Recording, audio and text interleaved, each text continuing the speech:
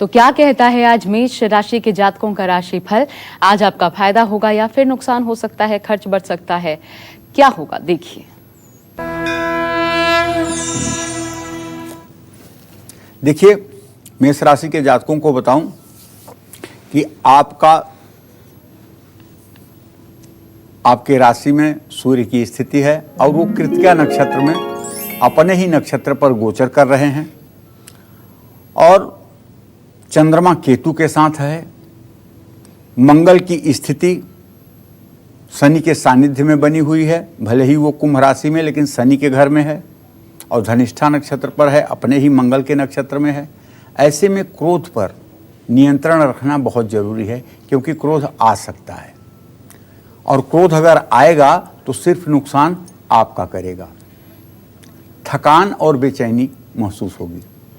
जानते हैं, कल मैं श्रीमद् भगवद गीता पढ़ रहा था तो उसमें 5वें अध्याय में लिखा मैंने देखा कि जो व्यक्ति अपने इच्छा और क्रोध के वेग को संभाल लेता है वो भगवान के सानिध्य में पहुंच जाता है, अर्थात भगवान की कृपा उसके ऊपर बनी रहती है।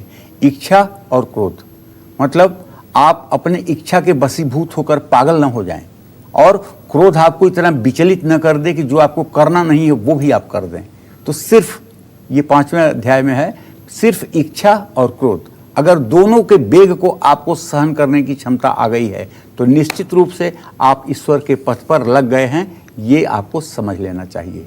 इसी तरह से मेष राशि के जातकों को आज बता रहा हूं कि अपने क्रोध पर संयम रखना, नहीं तो किसी भी काम में मन नहीं लगेगा और स्वास्थ्य का ध्यान रखना वरना परेशानी बढ़ेगी। अगर आज आप महिला हैं, रोटी बना रही हैं तो रोटी में एक चुटकी हल्दी आटे में डाल करके आटे को गूंथ करके उसके बाद रोटी बनाएं। शुभ अंक आपके लिए 3 होगा, शुभ रंग आपके लिए पीला होगा। जय मां विंध्यवासिनी। और आपको बता दें कि अब हमारी फोन लाइंस खुल चुकी हैं, आप हमें कॉल कर सकते हैं। नंबर नीचे स्क्रीन पर लगातार फ्लैश हो रहा है, उसी नंबर पर आपको संपर्क करना है। और ऐसे में हमारे साथ एक कॉलर मंदिर जी ग्वालियर से इस वक्त जुड़े हुए हैं। स्वागत है आपका, प्रश्न पूछिए अपना। चुना पंडित जी। हाँ, सदा सुखी रहिए। ये अपने बच्चे के बारे में पूछना पंडित जी मुझे। जी, बच्चा कितने साल का है, क्या जानना चाहते हैं? डेट ऑफ बर्थ है उसकी 15/9/93 जी। और ये दिन है बुधवार जी। जगह है बंगाल नदिया डिस्ट्रिक्ट। जी, क्या जानना चाहते हैं?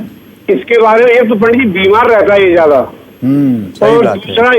दूसरा इसका गेट में हो गया तो क्या अच्छा IIT कॉलेज मिलेगा? देखिए, ऐसा है, चंद्रमा और केतु आपके पंचम भाव में बैठे हुए हैं। आपको पूर्व जन्म का सर्प शापाशुत क्षय योग है। आपने पूर्व जन्म में नाग के अंडों की हत्या की है जिसके कारण इस जन्म में आपके बच्चे को आए दिन कोई न कोई स्वास्थ्य संबंधी समस्या लगी रहती है।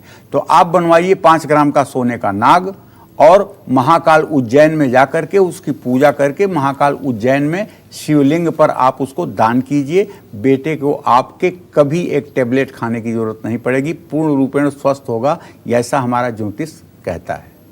रही बात उसके पढ़ाई की, उसके एजुकेशन की, सफलता की, सूर्य पंचम भाव में बैठा हुआ है। पहले जब ज्योतिष बना था तब तो IIT नहीं थी, BE नहीं था, तब तो केवल ये था कि उच्च शिक्षा का योग है कि नहीं, शिक्षित होगा कि नहीं, यही सब देखा जाता है। और उस आधार पर मैं कह सकता हूँ कि आपका बच्चा अच्छी शिक्षा प्राप्त करेगा और उसकी अच्छी आजीविका होगी। निसंदेह जहाँ तक मेरा अनुमान और मेरी कैलकुलेशन, मेरी गणना कहती है कि वो सम्मानजनक कार्य भी करेगा। और अब चलिए बढ़ते हैं अपनी चर्चा में आगे। शास्त्र ही नहीं बल्कि हमारी संस्कृति में भी नारियल का बहुत महत्व है। नारियल का इस्तेमाल हमें किन मांगलिक कार्यों में करना चाहिए और नारियल के जल से किस भगवान का अभिषेक करना चाहिए? पंडित जी, आपने थोड़ी देर में कहा भी, बहुत अचूक होता है। किन भगवान का अभिषेक किया जाता है? देखो, सकल अमंगल मेटन हारी भाव्यहु मेट सकहि त्रिपुरारी। भगवान शिव जो है ना, वो होनी को भी बदल सकते हैं, ब्रह्मा के लिखे को भी बदल सकते हैं। उनके लिए संविधान संशोधन के लिए 2/3 बहुमत की जरूरत नहीं है। वो अकेले जो चाहें वही संविधान है। न ब्रह्मदेव में हिम्मत है कि उनके सामने खड़े हो जाएं, न किसी काल में हिम्मत है कि उनके सामने खड़ा हो जाए, क्योंकि वो तो हैं देवाधिदेव महादेव। और बहुत से ऐसे उदाहरण हैं कि उन्होंने अपने भक्तों के लिए ऐसा किया है कि जहां सारा ब्रह्मा का कानून धरा का धरा रह गया है। इसी के उदाहरण मार्कंडेय जी हैं, जिनकी 5 साल की आयु थी और 1000 वर्ष तक जिन्होंने जीवन जिया था। ये भगवान भोलेनाथ की ही कृपा का प्रभाव था। तो यहां अगर आप नारियल के जल से शिवलिंग का रुद्राभिषेक करते हैं और रुद्रा अष्टाध्यायी के 8 अध्यायों का पाठ करते हुए एकादशनी रुद्राभिषेक करते हैं और संकल्प आप लेते हैं कि राष्ट्र के ऊपर आई हुई विपत्ति दूर हो जाए, मिट्टी का पार्थिव शिवलिंग बना करके और लगभग 3 लीटर ये श्रीफल का, ये नारियल का पानी इकट्ठा करिए और गाय की श्रृंगी से जो चांदी की हो बनी हुई और उस पे सामने चांदी के आकार की गाय का मुंह बना हुआ हो, उसमें एक छेद हो, उससे आप अगर भगवान शिव का अभिषेक करते हैं तो मैं पूरी गारंटी के साथ कह सकता हूं कि इस रोग में हमारे यहाँ दवाई भी मिल जाएगी और इलाज भी हो जाएगा और ये हमारा देश दुनिया को कुछ देने लायक भी हो जाएगा। भगवान शिव की आराधना से कुछ भी असंभव नहीं है, ये विश्वास की बात है। हमें ऐसा विश्वास है, आपको है कि नहीं मैं नहीं जानता हूं, लेकिन भगवान शिव के लिए कुछ असंभव नहीं है। आज मैंने दूध से अभिषेक नहीं कहा है, जल से नहीं कहा है, शहद से नहीं कहा है, आज मैंने कहा है श्रीफल के जल से। आप सोचो, खजूर, ये श्रीफल कितनी ऊंचाई पर इसका फल लगता है, लगभग 30 फीट 40 फीट की ऊंचाई पर। वहां कौन ले जाकर पानी इसके फल में डालता है, जरा सोचो। तो आप सोचोगे कि वाकई में ये फल चमत्कारिक है।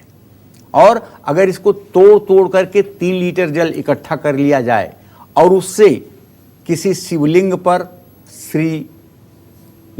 शिवलिंग पर या घर में मिट्टी का पार्थिव शिवलिंग बना करके रुद्राष्टाध्यायी के 11 पाठों से अगर अभिषेक किया जाए तो मुझे पूरा विश्वास है कि ये कोरोना कुछ भी नहीं बिगाड़ पाएगा।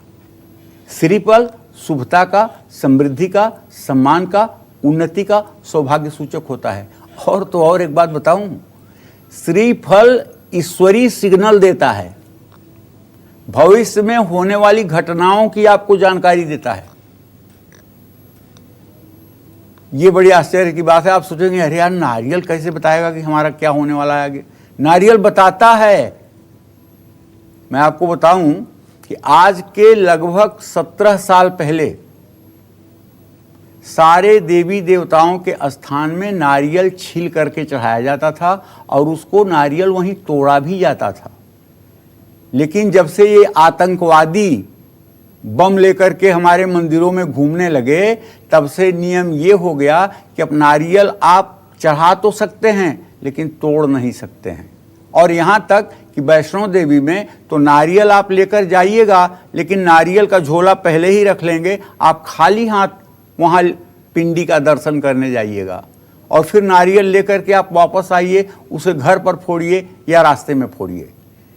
इस कारण से नारियल का तोड़ना बंद हो गया। 17 साल पहले तक मुझे पूरा याद है कि ये नारियल हर तीर्थ स्थान में तोड़े जाते थे। वहाँ एक पत्थर होता था जिस पे लोग नारियल तोड़ते थे। ये एक प्रकार की सात्विक बलि है। तो ये श्रीफल है। अब इसी तोड़ने में ये सिग्नल देता है कि आपका काम बन गया कि बिगड़ गया। अगर वो सड़ा निकल गया तो समझ लीजिए कि आपका भविष्य चौपट है, और अगर उसमें फूल निकल आया, अंकुरण होने वाला फूल, तो समझ लीजिए आज ही आप राजा बन गए।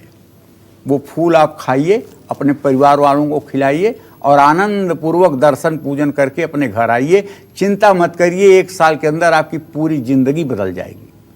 तिलक हो चाहे विवाह हो, चाहे गोद भराई का कार्यक्रम हो चाहे विवाह हो, ठीक है, श्रीफल अवश्य वहाँ उपस्थित रहता है। यहाँ तक कि रिंग सेरेमनी में जब सास अपने बहू की गोद भराई करती है तो पहला वो नारियल ही रखती है। तो जहाँ एक तरह इतना ये शुभ है, दूसरी तरफ अंतिम संस्कार के समय भी चिता के साथ नारियल डाला जाता है। वैदिक अनुष्ठान कहिए या कर्मकांड कहिए, उसमें तो नारियल को वेदी में हवन भी किया जाता है। वो नारियल नहीं होता है, वो गरी गोला होता है। गरी के गोले के सर को ऊपर से काट करके उसमें घी भर करके और ऊपर से उसका ढक्कन लगा करके कलावे से बांध करके पूर्णाहुति के समय उसको डाला जाता है, तब पूर्णाहुति होती है। बड़ी पूजा में, छोटी पूजा में पान के पत्ते पर साकला रखकर सुपारी रख करके पूर्णाहुति दे दी जाती है। लेकिन जहाँ 1000 आहुति से ज़्यादा हवन होती है वहाँ नारियल से पूर्णाहुति दी जाती है। तो कोई भी शुभ और मांगलिक काम शुरू करने से पहले नारियल को फोड़ा जाता है। क्या आपको पता है कि नारियल को क्यों फोड़ा जाता है? ये मैं बताना चाहूँगा आपको, और हो सकता है आपको पता भी हो, लेकिन जानने में कोई बुराई नहीं है। जी हाँ, लेकिन उससे पहले हम बात करेंगे वृषभ राशि के जातकों की, और कैसा रहेगा वृषभ राशि वालों का आज भाग्य, क्या कहीं से अच्छी खबर मिलेगी? देखिए आपका संपूर्ण राशिफल। देखिए, मैं आपको डराना नहीं चाहता हूँ, लेकिन आपका राशि स्वामी शुक्र भले ही आपके राशि में है, लेकिन इस समय वो नीच के नवांश में हो गया है। और ये नीच का नवांश का होना इसका आपके स्वास्थ्य में गिरावट पैदा करेगा। आपकी अस्वस्थता के कारण आपका कार्य प्रभावित होगा। तो ऐसे में जब आज आप उदास हैं तो कोई काम शुरू ना करें। यात्राएं लाभकारी साबित नहीं होंगी। सेहत में गिरावट देखी जाएगी। आज काम के बारे में सोच सोच करके अपने मन में तनाव न बढ़ाएं। योग करें, मेडिटेशन करें, खुश रहने की कोशिश करें और चंदन माथे पर लगाएं। शुभ अंक आपके लिए 4 होगा, शुभ रंग आपके लिए पीला होगा। जय मां विंध्यवासिनी। और हमारे साथ इस वक्त एक और कॉलर हैं, प्रियंका जी। बहुत स्वागत है प्रियंका आपका, सवाल पूछिए अपना। पंडित जी प्रणाम। सुखी रहो बेटा। पंडित जी, मैं पूना से बोल रही हूँ। मेरा जन्म 21 फरवरी 1986 को हुआ था, सुबह 10:05 में, उत्तर प्रदेश बस्ती जिले में जी।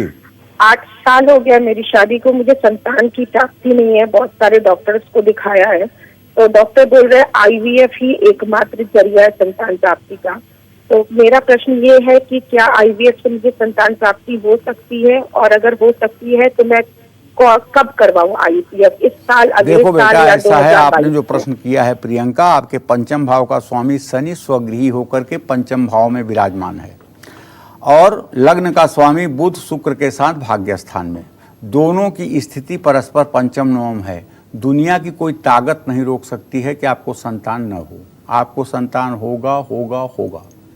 रही बात IVF की, तो मैं मना नहीं करूंगा IVF के लिए। अगर आप चाहें तो IVF करा सकती हैं, उससे भी संतान प्राप्ति का योग बना हुआ है। लेकिन मैं तो ये कहूँगा कि IVF से भी ज़्यादा ज़रूरी है कि आप 1-2 ग्राम की सोने की प्रतिमा बनवा करके शिव जी की और उसकी विधिवत पूजा करके बृहस्पतिवार को पूजा कराने वाले पंडित को दान दे दीजिए। पति पत्नी दोनों लोग ये पूजा करिए, और जब पूजा हो जाए उस शिव प्रतिमा की, तो उसे पान के पत्ते पर रख करके सफ़ेद फूल से ढक करके दाहिने हाथ से ब्राह्मण को दान कर दीजिए और उसको भोजन करा दीजिए। और इसके बाद तब चाहे आप IVF करा लीजिए, चाहे आप वैसे नॉर्मल देखिए, आपको संतान सुख की प्राप्ति होगी। ये मैं पूरी गारंटी के साथ कहता हूँ कि आपकी कोख से 1 नहीं 2-2 संतान का योग बना हुआ है। आप बिल्कुल अपने आप को असहाय महसूस ना करें।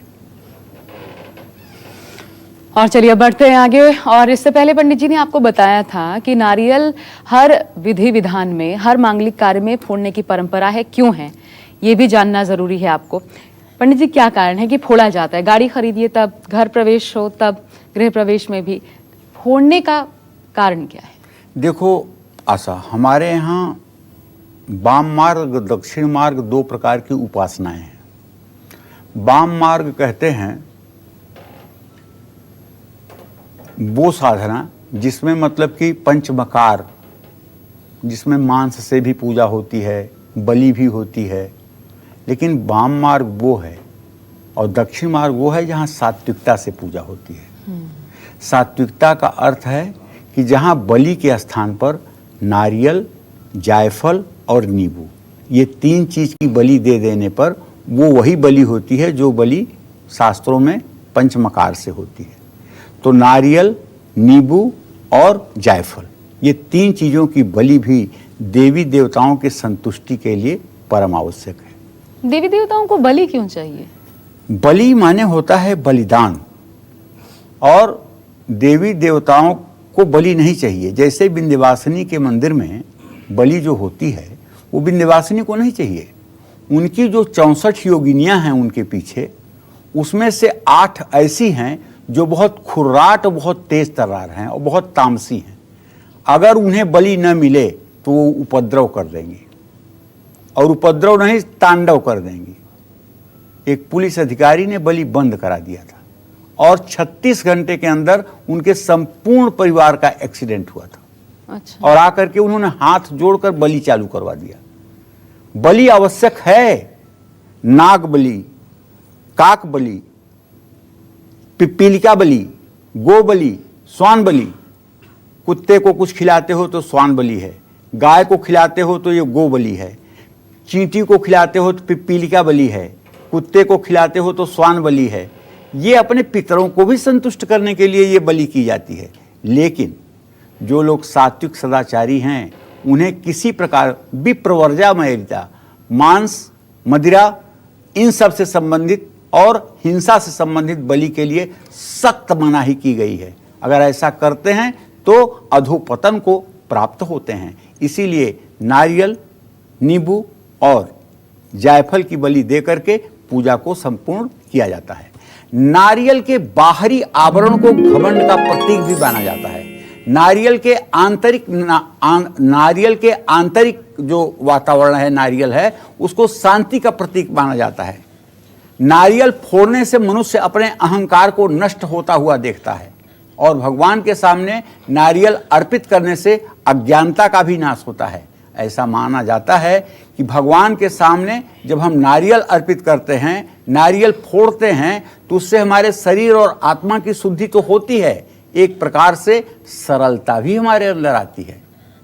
पशु बलि की जगह नारियल की बलि दी जाती है, ये बात मैंने आपसे बताया, जिससे जीव हत्या न हो, हिंसा न हो, अहिंसा की वृद्धि हो और संसार सुखमय रहे। इसीलिए नारियल की बलि दी जाती है। और आइए अब जल्दी से बढ़ते हुए आगे बताते हैं मिथुन राशि वालों को दिन का संपूर्ण राशिफल।